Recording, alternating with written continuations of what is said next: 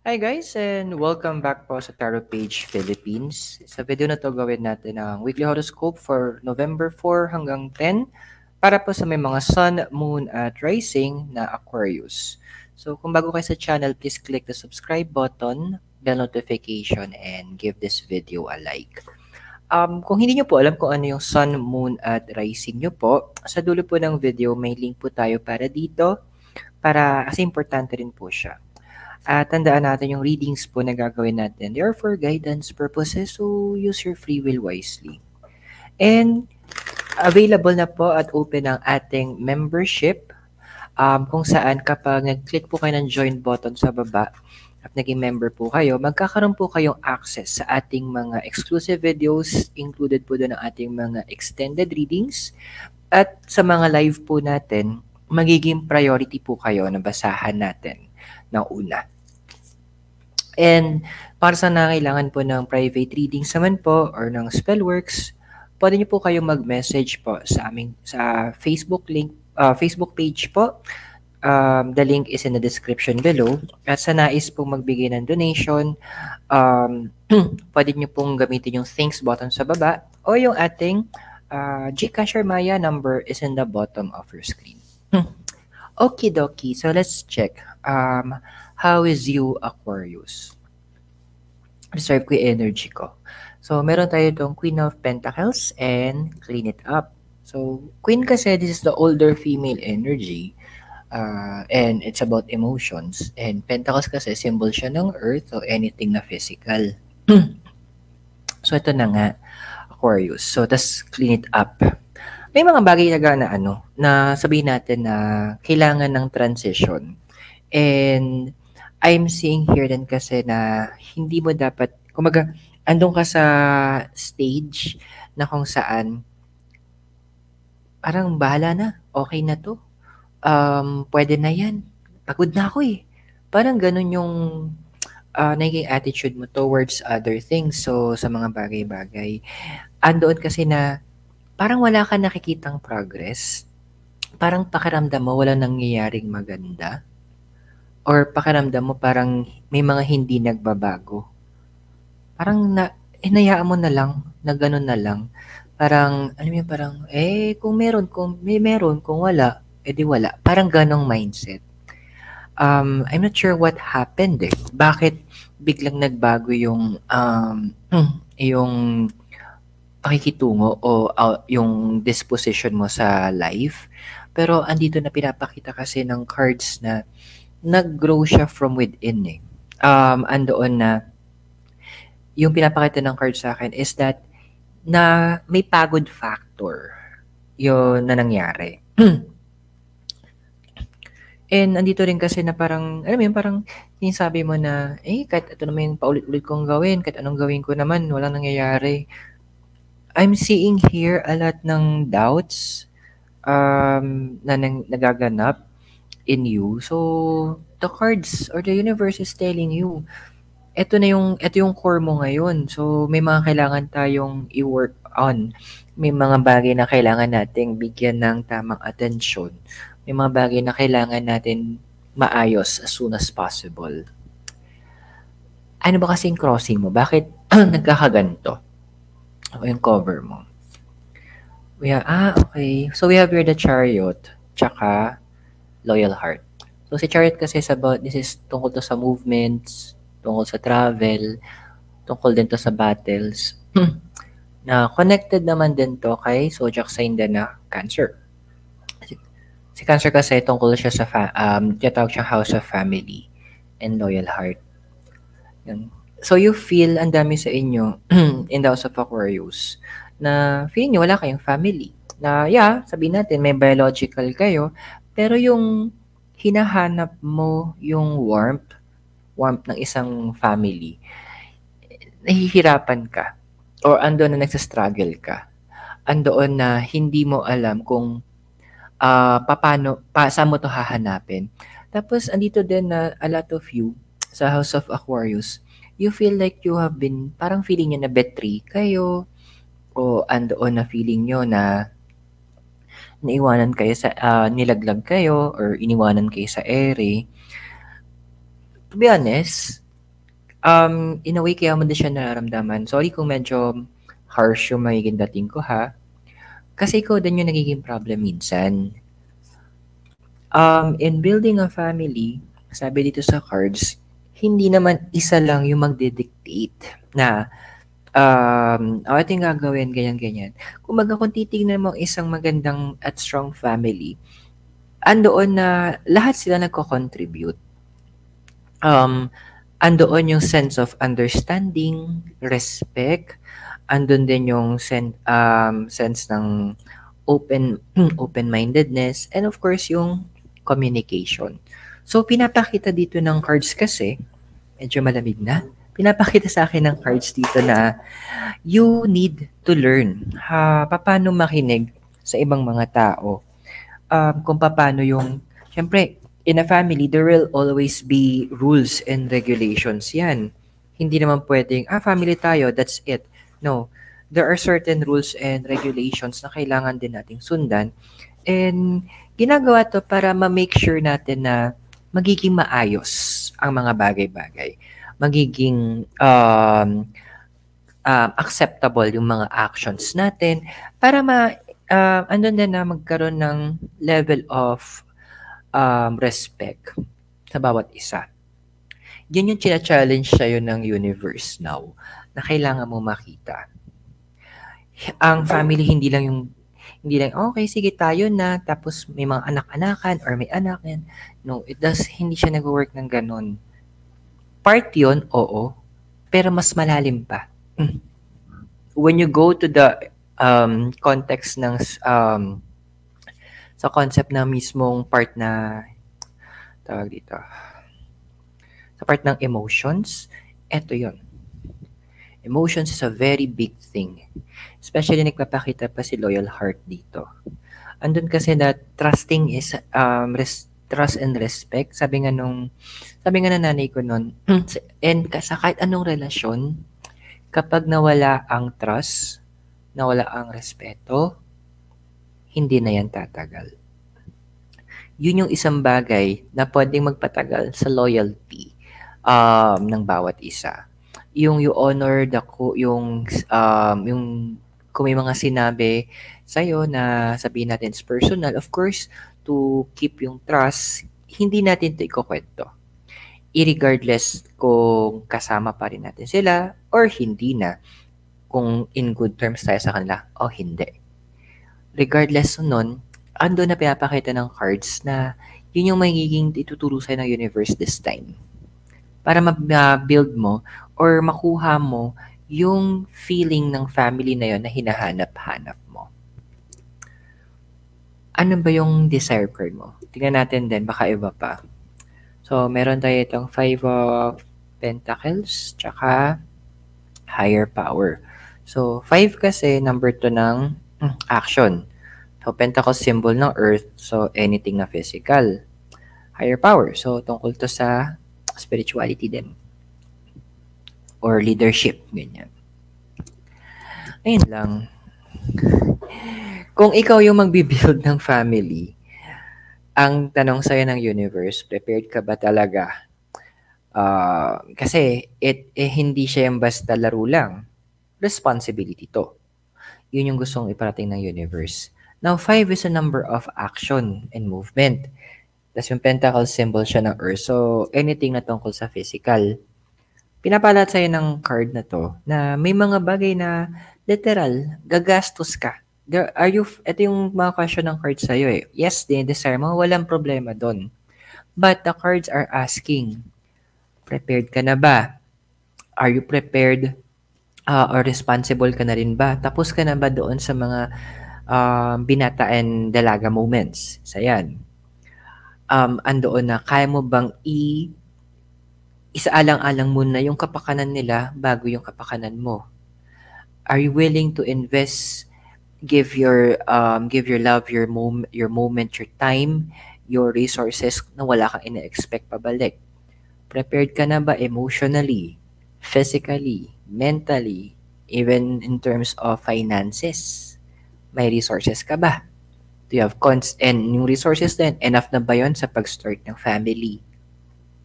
at pag-maintain. Start and maintain. Yung maintain yung malala dun eh. So, regardless what type of family you are gusto mong ma-build, ito yung mga kailangan mong i-consider. Regardless kung anong family yung gusto mong maging part ka, those are the things na kailangan mong bigyan ng atensyon, bigyan ng panahon, at bigyan din ng isa sa alang-alang mo. Yun yung mga bagay na yun. This is a crucial thing. Hindi siya laro-laro. Kaya kapag, yung sabi nga na, parang hindi dahil napasok ka, iluluwa mo na agad. Yung mga ganon. Yung kung hindi na maitang ka na napasok, iluluwa mo. No. You will need to endure it. It's more bigger than sa inaakala mo. Yung foundation mo, meron tayong 7 of Wands and Yang. 7 is about wisdom. Wands is about fire. It's about our passions and our energies. Now, si Yang kasi, it is the male energy sa yin-yang. Sana makabili na ako talaga ng cloth. Gusto ko siya ilagay dito. As malaki yin-yang. So, it's about balance. Kasi nasa mundo nga tayo ng balance. So, black and white, left and right, up and down. Andun kasi na, yes, ina-acknowledge mo na yung balancing of life. Kasi siguro sa Aquarius, air elemental ka. So, andoon na on an intellectual level, nagigets mo siya. Pero when it comes to in terms of emotional and spiritual basis kasi, sabi ng 7 of Wands, andun na hindi mo masyado pang na-absorb, hindi po masyadong nagagamay, hindi po masyado siyang nakukuha. Iba kasi ang pagkakaintindi pag naintindihan mo isang bagay, iba yung impact kapag dito mo siya naintindihan versus dito mo siya naintindihan. So, ito yung pinapakita ng universe sa'yo na, dude, kailangang magkaroon ka ng moment na ayusin mo to. Kumbaga, magdidig-deep ka. Ano ba yung mga, papaya ka magdidig-deep, go back to the past. Ano ba yung mga naging family, yung mga tinuri mong family? So, sabihin biological, ano yung naging reason nagkaroon ng problem? Nagkaroon kayo ng falling out? Hanapin mo yung mga ginawa at hindi ginawa. Mga sinabi, mga hindi sinabi.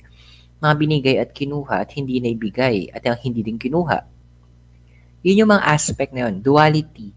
Doon mo intindihin from also your emotions, bakit nag-fail.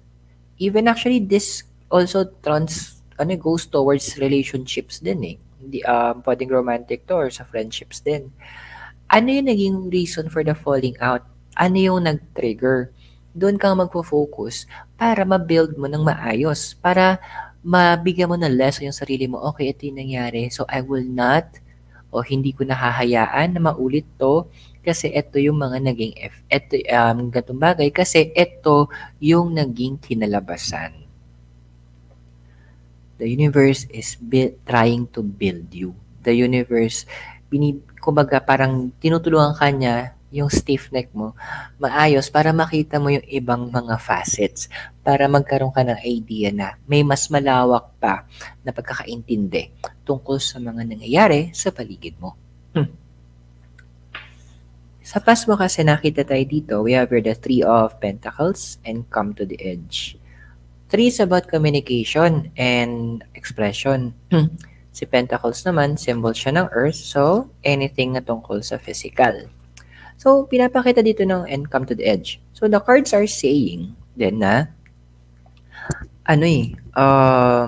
may moment na in the past, hindi mo kasi kinlaro din kung ano yung gusto mo, ine-expect mo doon sa connection. Siguro doon sa connection na yon, sa family na yon, hindi rin naging clear sa kanila sa'yo kung ano yung expectations din nila. So, naging masyadong free flow and when there's no rules, doon nagkakaroon ng problema. Doon na nagkakaroon ng apakan ng boundaries, doon na nagkakaroon ng mga disrespect. So, andoon na the universe or in the past, andoon na yun yung nangyari. Literal, when I come to the edge, talagang pare-pareho kayo napunta doon sa edge. Pare-pareho kayo nalagay sa alanganin. Pare-pareho kayong nawala ng amor do sa sitwasyon at sa bawat isa. Kasi hindi nga naging clear what should be the boundaries o ano ba dapat kung hanggang saan lang ba yung bawat isa. So, ito na nga yung moment that the universe is wanting na i-correct siya hanggat maaari, na mabigyan ng pagkakataon maisaayos to. Sayang kasi din. Kung magiging paulit-ulit, nakakapagod kung tutuusin. So, tingnan natin kung ano yung sinasabi naman sa'yo ng possible future na ikaw. So, meron tayo dito is the Ace of Swords tsaka Between Worlds. Ang Ace, it's the number of beginnings and creation. Swords about the air, mind, and intellect, and between worlds. Well, ando naman na magiging maganda naman yung moment na kung saan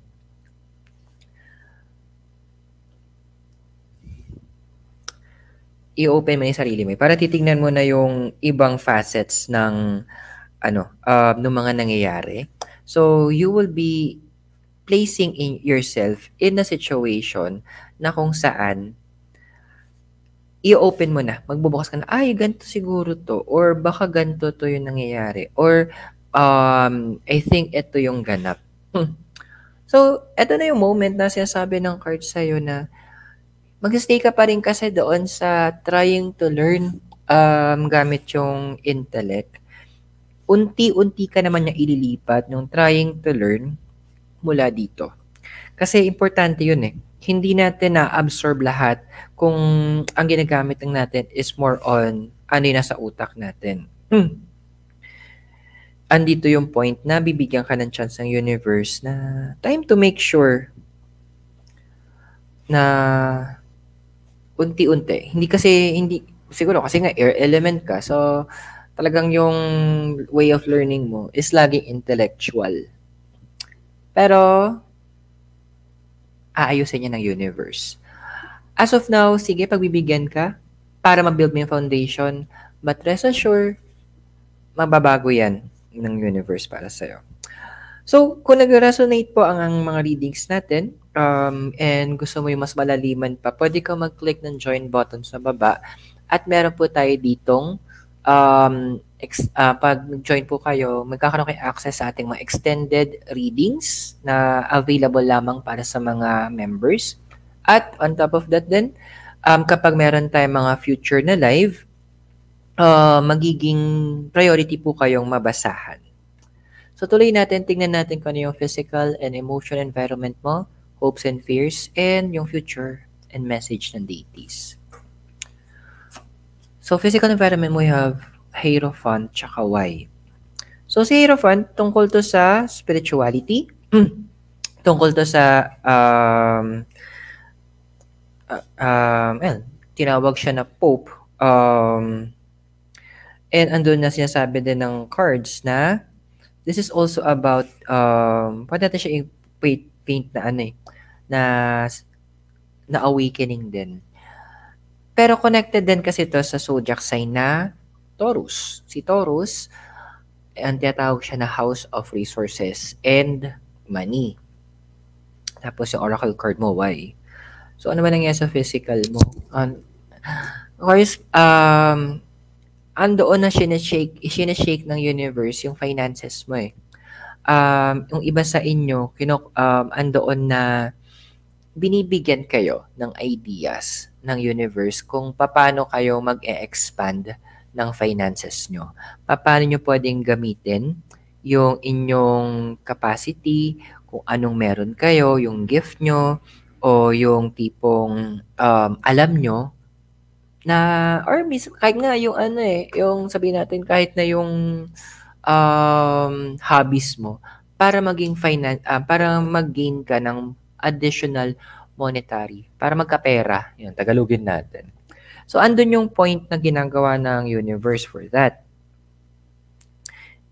And what I'm seeing here kasi in the physical, minsan nagtatanong kayo, paano naman nangyayari sa pera ko? Bakit ganito? Bakit ganyan? Well, kung titignan mo, andoon na you are also lacking yung tinatawag natin financial education. Paano mo papaikutin yung pera? Ano yung mga ipaprioritize mo? Uunahin mo ba yung gimmick? O bibili ka ng bigas mo for 1 week? Mga ganong bagay. Yun yung kailangan na magkaroon ka ng attention.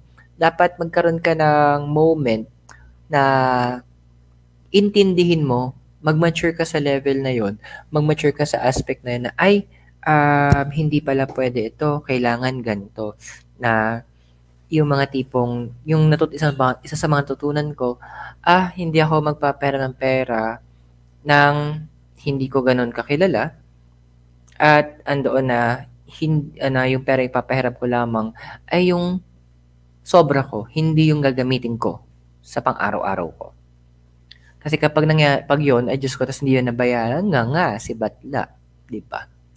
So, you need to learn paano yung mga prioritization mo and handling money as well. Kasi medyo may nakikita pa tayo mga konting downfall in terms of finances. Okay?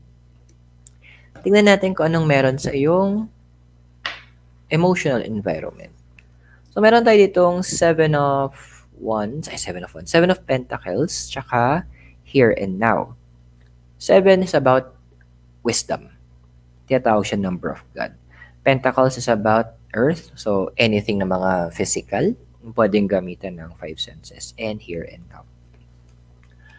Alam mo, Aquarius, suggest ko lang din, kasi nakikita ko dito, ang dami sa inyo para hindi na lang maramdaman din yung loneliness na mag-isa, na walang family na natatawag.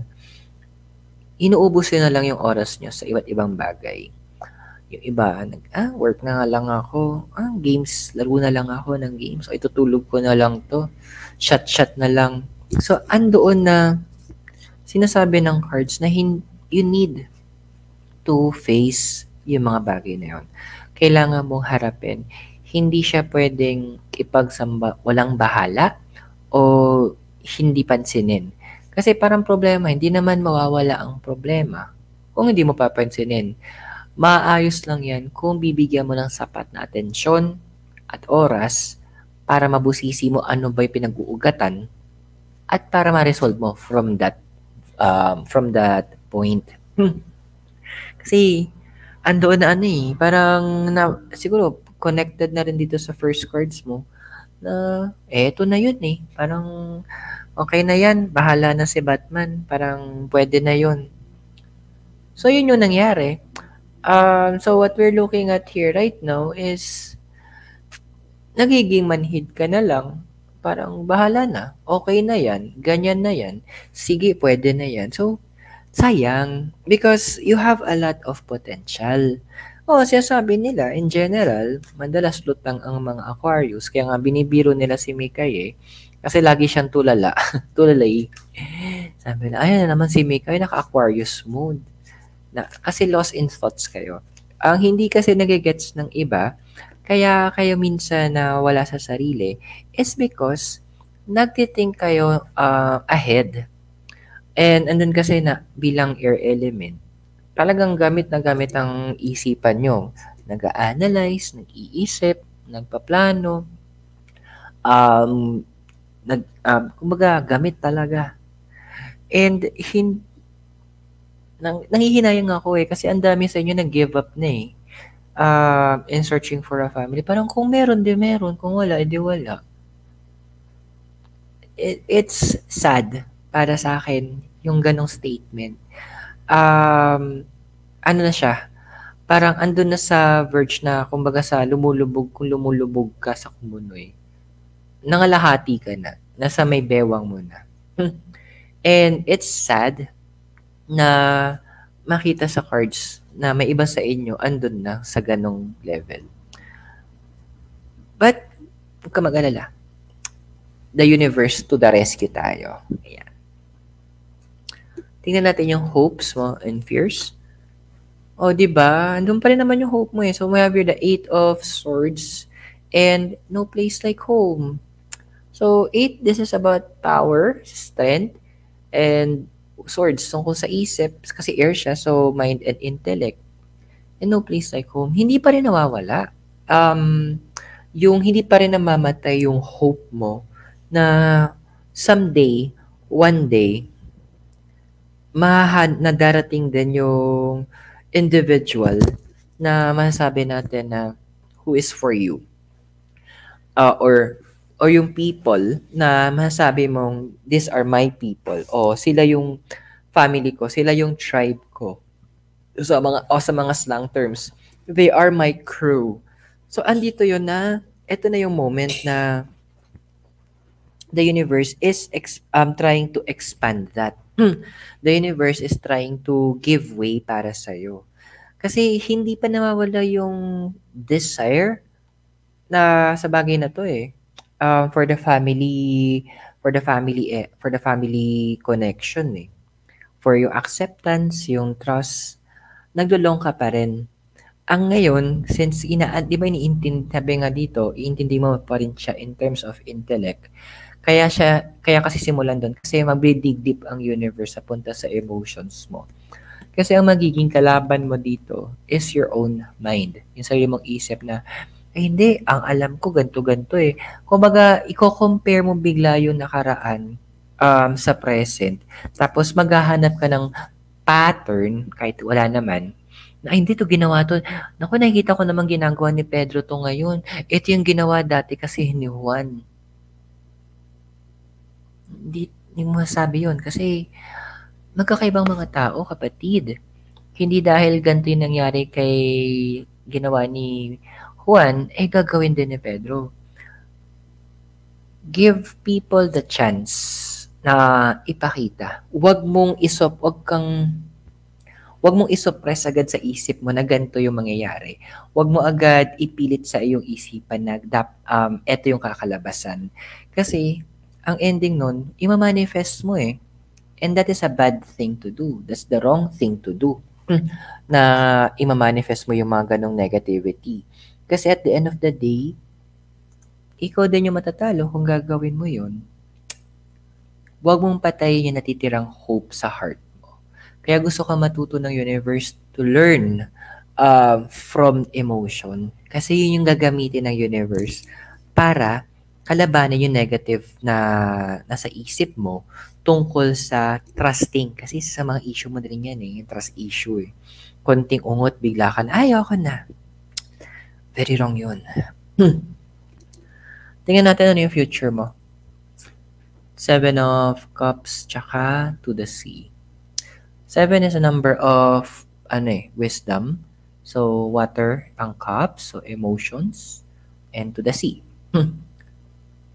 Well, may mga iba sa inyo talaga. Actually, gawa na ng iba.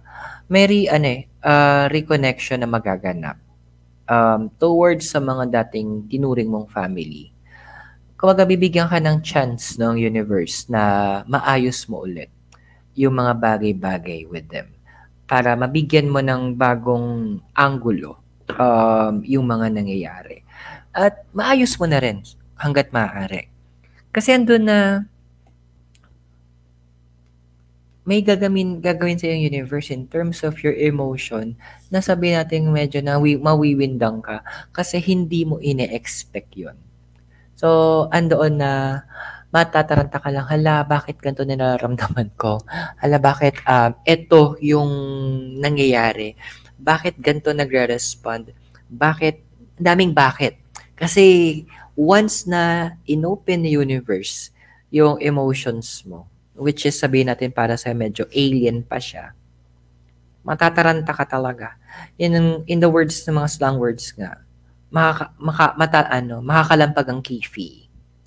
But it will be a good thing na gagawin ng universe.